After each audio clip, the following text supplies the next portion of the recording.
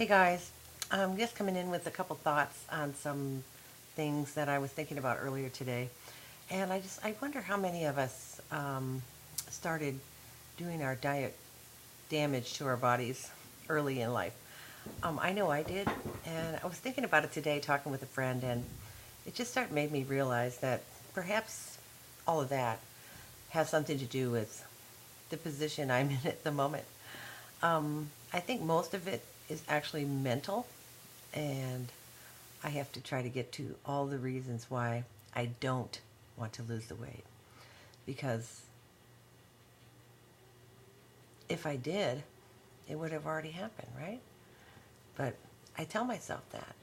And then I think, well, but you do want to lose weight. But then on the other hand, there must be some other reasons back here that are holding me back.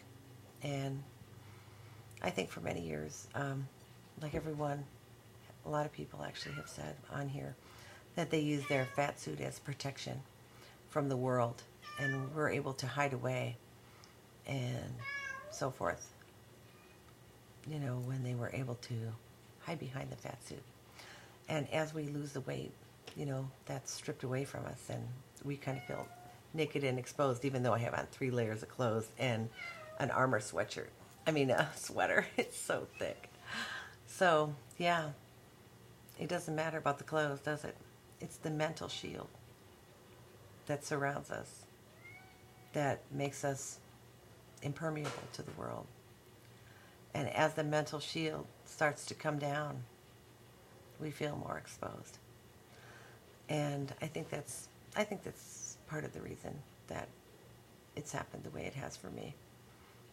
Feeling exposed is a scary feeling. So I'm going to be trying to conquer my fears more here in 2015 by just doing some more mental work, looking at the situation for what it is, and trying to get to the bottom of it and ask myself kind of like, what am I afraid of? So there's so many things I want that seem to be in direct conflict with what I'm protecting myself from. So that said, enough of that. Anyway, guys, this week I have gone to the gym 6 days. I have worked out 6 days. I took one day off. I will go again tomorrow and start the cycle again for the next week. I have been doing great on my plan. And again, my plan is simple. For me, it's low carb, high protein, lots of vegetables, and some fruits, and nuts, a few of those. And I'm trying to watch my snacking. So, to help me with that, the trusty protein shake. My doctor has always recommended that I have 2 a day. And maybe it's for the malabsorptive properties of the gastric sleeve, and maybe it's for other reasons like making me full. The other thing I started drinking was tea. Oh, you can't see. Tea bags out. But anyway, it's tea. This is the spicy chai tea that Lucille recommended. So thank you, Lucille. The Good Earth spicy chai tea is super good. And it's got a sweetness to it. It's delicious. So, yeah, I'm just musing my thoughts, just throwing them out here for you guys. I know that everyone has their own story and that we can't judge people when we haven't walked in their shoes.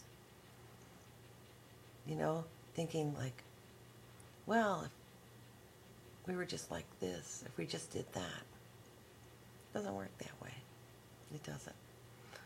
We just have to be open enough to try to learn to accept ourselves and learn to love again, love ourselves again.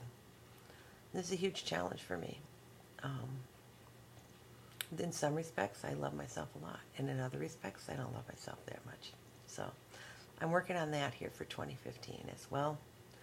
I hope to be able to come to you guys one day and say it's all great and everything is okay.